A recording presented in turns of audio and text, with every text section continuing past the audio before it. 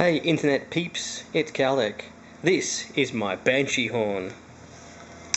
Yep, I was one of the first backers for the Banshee horn project on Kickstarter, which basically is a computer controlled air horn solution for bikes or cars, which lets you have, with a little control box over here,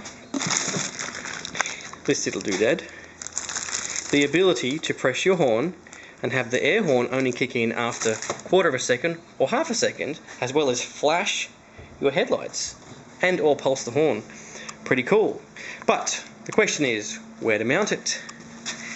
Well, I found the perfect place for non-ABS model VFRs.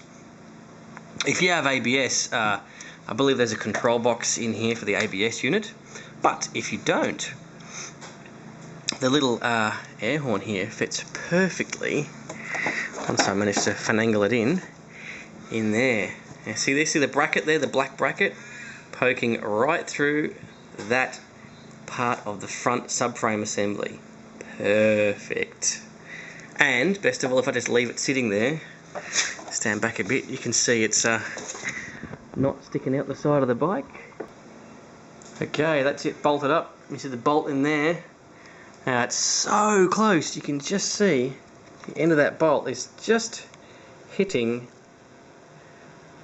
the plastic cover here on the inner part of the fairing. But it fits. So now let's give you guys a view of whether the fairing fits. Hold on, with my crappy little camera here.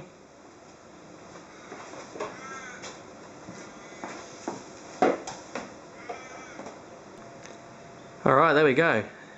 Fairing's fitted. No obvious bulges. Good tight fit. And if I pull it off, there we go. You can see the air horn fitted in there. I've removed the sticker. Yeah, so the clip for the fairing is just there. You can see it. But cover there. Maybe you can see the clip just in there. So it actually reaches and makes it without binding on it. So yeah, if you look at it, there's the two. Is it the two? Let's have a look. Yeah, you can see the air horn in there is just touching it, but that's okay. It's pretty good. Now the rest of the work is only just wiring. And wiring's, I don't know, I guess my specialty for some bizarre reason. Maybe it's because I'm a geek. Anyway, so the control box, which we saw over here, has a number of wires, a couple of jumpers which you use to set the programming of it, its own 30 amp fuse,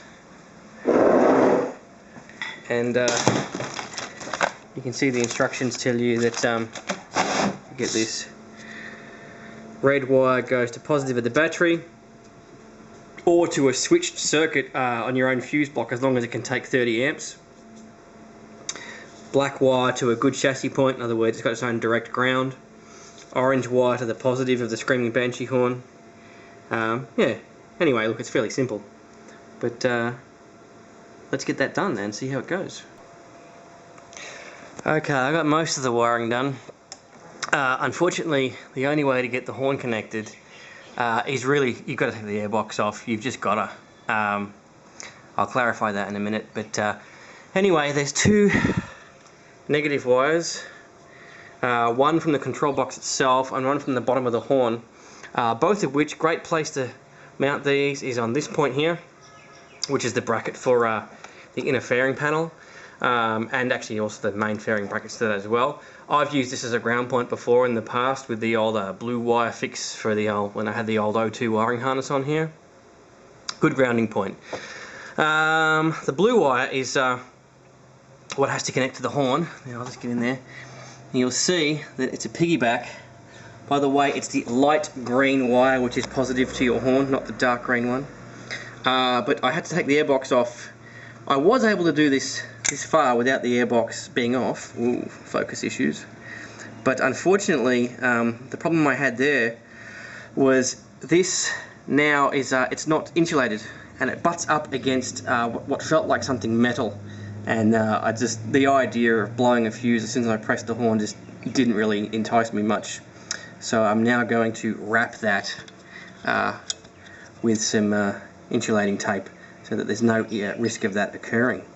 Alright, I'll be back after that's done. Okay, wiring's done. Remember, blue cable came back there from the horn. Now I've wrapped that up so it's not going to actually rub against anything metallic and short circuit. The orange wire goes to the positive of the air horn. Black wire here was one of the round wires I used. Yellow wire goes to the high beam switch.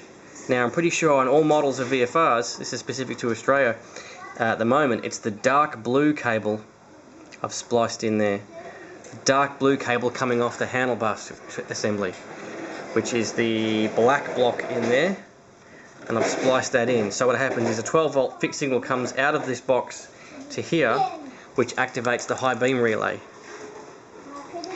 So I can actually pull the negative wire off the horn here, so it's not going to activate,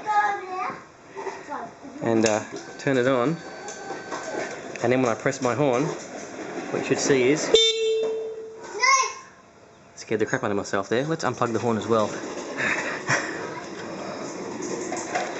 And hit the horn, we should see pulsing high beam.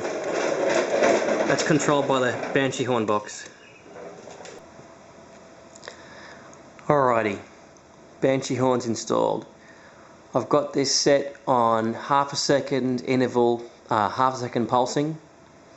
So let's give it a shot. I'm only going to do it about 3 or 4 times because it is ridiculously loud. It's 139 dB and I really don't want to upset the neighbours too much. So let's see what it sounds like.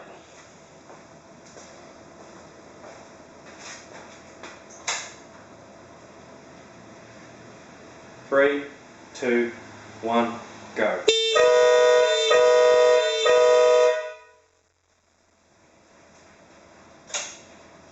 Pretty loud, huh? So there you go. Works quite well.